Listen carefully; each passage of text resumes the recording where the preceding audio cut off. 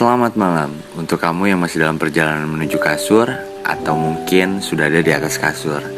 Gue Dera dari teman tidur dengan segudang cerita yang akan mengantarkan kamu ke dunia mimpi.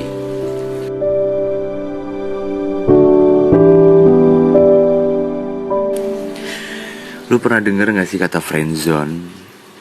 Gue yakin sih mungkin dari teman-teman sekalian pernah dengar kata friendzone. Dan gue gak tahu kalau lu pernah ngerasain apa enggak friendzone. Semoga sih enggak ya, semoga enggak. Karena mungkin kalau ada di fase itu benar-benar kayak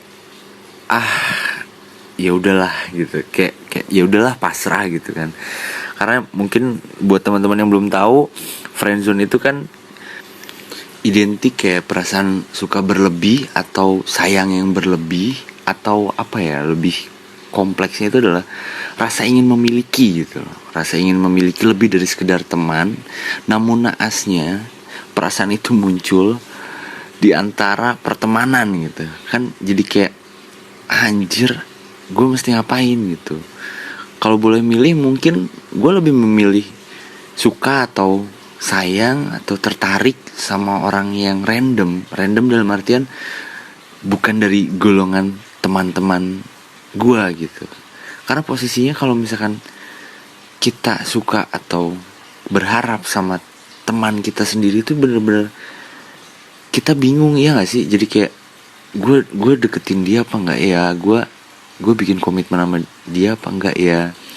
Tapi kalau misalkan gue bikin komitmen, tentunya bakal ada beberapa konsekuensi yang bakal diambil gitu loh. Jadi kayak kalau misalkan gue beraniin tembak juga, kemungkinannya ada dua kan, diterima atau ditolak. Atau mungkin kemungkinan yang ketiga ya pikir-pikir dulu. Itu klise banget sih, tapi yang sering muncul pasti dua kan. Maksudnya ya lu diterima atau lu ditolak gitu. Cuma masalahnya ketika lu ditolak, lu harus siap menanggung malu. Selain menanggung malu, jadi kayak lu harus siap ketika nanti lu udah mengutarakan isi hati lu sama temen lu sendiri, tiba-tiba keadaannya berubah gitu, situasi berubah. Jadi kayak temen lu ngerasa gak enakan karena mungkin ya karena lu nya suka gitu. Jadi mungkin dia berpikiran kayaknya gue harus ngasih jarak. Nah itu fase bener-bener yang menurut gue paling gak enak sih kalau menurut gue ya. Gue gak tahu kalau lu pernah ngerasain itu apa enggak. Kalau yang belum, semoga sih jangan. Semoga kalian atau teman-teman sekalian ya sukanya sama yang random aja lah, orang yang nggak tahu, atau misalkan ketemu di Instagram atau di jalan atau di mana tempat hangout gitu. Lebih seru suka kayak gitu sih. Maksudnya kalau kayak gitu kan enak ya, ketika bukan dari golongan pertemanan itu nggak ada pikir dua kali, dalam artian ya udahlah gue kejar dia, gue deketin dia, gue PDKT, kalau jadian syukur, nggak ya udah gue tinggalin gitu. Tapi kalau misalnya pertemanan kan nggak semudah itu Ferguso gitu kan. Jadi kayak bingung aja gitu. Tapi ya mau gimana lagi, maksudnya ya gue pribadi sih, gue beranggapan perasaan itu muncul ya atas dasar anugerah sih, dalam artian muncul dengan sendirinya gitu. Kalau mungkin ya seperti yang gue bilang tadi di awal, kalau emang gue harus milih, gue lebih milih gak mau suka sama teman sendiri gitu. Tapi sayangnya mungkin ada fase yang dimana gue pun merasakan seperti itu gitu. Dan ya yang kemarin gue lakukan hanyalah gue lebih mementingkan rasa pertemanan gitu. Dan sebenarnya itu masih meninggalkan misteri, dalam artian gue nggak tahu kan, siapa tahu aja dia juga suka sama gue. Cuma karena gue nggak berani bilang, dia juga nggak berani bilang, jadinya kita nggak ada titik temu gitu. Cuma ya yang udah aja lah, lagian hidup itu kan perihal ke depan gitu. Cuma yang unik dari friendzone itu biasanya kita bisa ya ini mah gue nyeritain gue pribadi ya. Maksudnya kalau ngomongin orang juga kan nggak baik juga. Jadi kayak kalau kita suka sama teman sendiri itu dalam artian perasaan sukanya tuh beda. Kalau gue boleh bilang mungkin rasa suka dan rasa sayangnya itu lebih tulus, ya nggak sih? Sepakat nggak? Kalau menurut gue gitu. Karena ketika gue merasakan hal yang seperti itu, di pikiran gue cuma ada satu, gue nyaman sama dia. Dan gue takut gue kehilangan dia karena posisinya status kita hanya pertemanan gitu, yang mungkin somehow atau somewhere dia bakal dipinang sama lelaki lain kan, gue nggak tahu juga gitu. Dan cenderung lebih bertindak positif, iya nggak sih? Positif dalam artian kita benar-benar pengen ngebahagiain banget dia, pengen bikin nyaman banget dia, dan ya pendekatan dimulai dengan tidak adanya kebohongan gitu, iya gak sih? Karena kan biasanya kalau kita PDKT itu kan, ya gak tahu sih ya kalau yang lain gimana. Kalau gue kan biasanya kalau PDKT sama cewek, awal-awal biasanya sok jaim-jaim gitu kan, kayak anjir gue harus jaga image di depan cewek. Jadi kayak yang biasanya gue gak ngelakuin apa tapi gue lakuin itu, atau mungkin gue biasa ngelakuin itu karena gue tahu dia gak suka kalau gue ngelakuin itu, gue gak akan ngelakuin itu. Cuma kalau dari friendzone itu, perasaan sayang yang timbul dari friendzone itu biasanya nggak kayak gitu. Biasanya identiknya, tapi gue nggak tahu kalau misalkan lo nggak serupa ceritanya sama cerita gue. Tapi identiknya seperti itu gitu.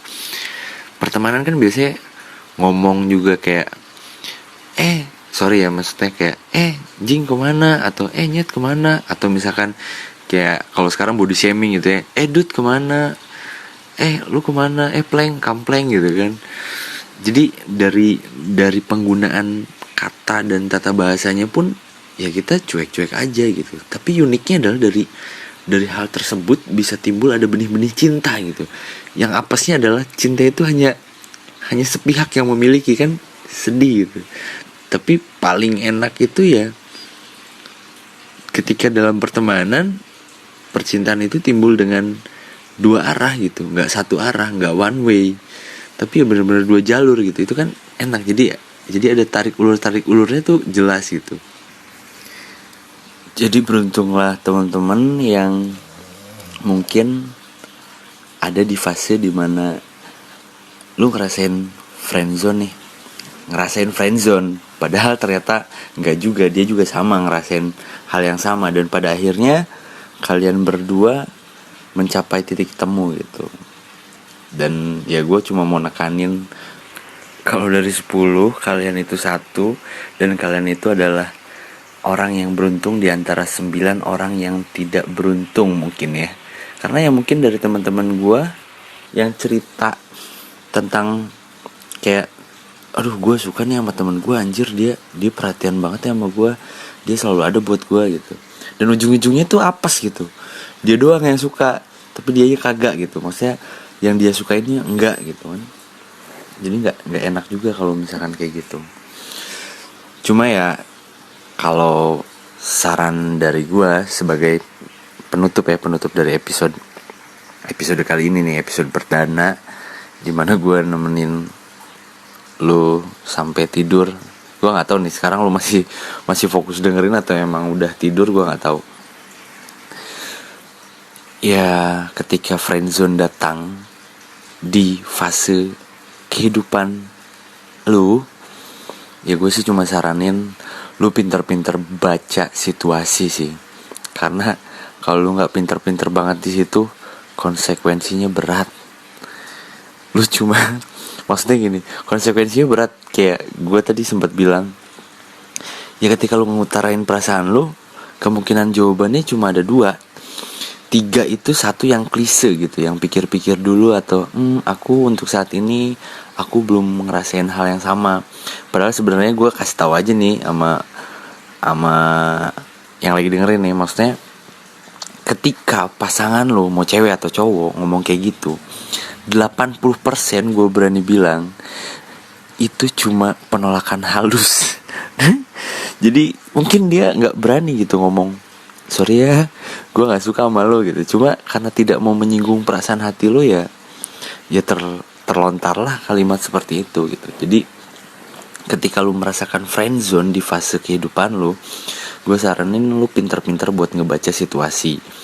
Ketika situasi lu dianggap menurut lu sendiri tuh, kayaknya dia suka juga sama gue nih, ya sikat lah. Maksudnya sikat dalam artian lu perjuangin perasaan lu gitu, tapi pakai cara yang nggak bikin dia aneh atau nggak bikin dia jadi beda nantinya gitu. Dan alternatif yang lain yang lu bisa coba adalah lu bisa tanya teman-temannya dia yang mungkin deket juga sama dia, mau cewek atau cowok. Lu coba tanya sama dia, lu coba gali informasi di situ tentang dia, dalam artian lu coba ditanya-tanya sama teman-temannya, sebenarnya dia suka nggak sih sama lu gitu. Tapi kalau misalkan temennya bilang, wah kayaknya enggak nih, soalnya dia lagi suka nih sama nih. Nah kalau udah kayak gitu, jangan cukup satu survei, karena satu survei itu belum tentu bisa membuktikan. Lu survei lagi sama teman-teman yang lain, bisa jadi temennya dia suka juga sama lu, dia nggak mau aja gitu kalau lu jadi nama dia, kan complicated nanti jadi ceritanya. Makanya lu survei lagi teman-teman dia yang lain, lu tanya. Tapi ketika lu kumpulin datanya udah ada semua tuh, dan dari data yang lu dapat itu ternyata kesimpulannya adalah sepertinya dia suka sama lu, baru lu kejar. Tapi kalau misalkan wah kayaknya dia nggak suka deh, cuma gue doang yang suka, ya saran gue sih mendingan lu pendem aja perasaan lu, nggak usah terlalu berharap banget sama dia, daripada lu maksain ujung-ujungnya adalah lu akan kehilangan dia untuk untuk selama-lamanya gitu. Karena ya kemungkinan besar ketika dia menolak lu, dia akan ngejauhin lu gitu. Jadi kayak dia merasa seolah-olah berdosa atau bersalah gitu. Kayaknya gue gak enakan nih kalau misalkan masih deket, gue seolah-olah PHP gitu kan, pemberi harapan palsu. Jadi dia ngejauhin lo, kan itu gak enak juga gitu. Yang dimana posisi lu tuh nyaman dengan bisa dekat dengan dia, tapi karena keegoisan lu sendiri, dia malah pergi ninggalin lo kan. Jadi ya kalau menurut gue, lu pintar-pintar baca situasi sih. Gue bukannya sok-sokan nyeramahin sih, ini cuma sharing doang kan, dia pengantar kalian sampai tidur gitu. Dan sebenarnya gue pribadi pun nggak berhasil banget gue ketika fase friendzone, karena gue memilih untuk ya udahlah, gue nggak akan perjuangkan itu karena konsekuensinya terlalu besar buat gue pribadi gitu. Oke, jadi untuk episode malam hari ini friendzone dicukupkan sekian. Semoga sekarang teman-teman sudah memasuki dalam dunia mimpi, dan semoga kamu mimpi indah.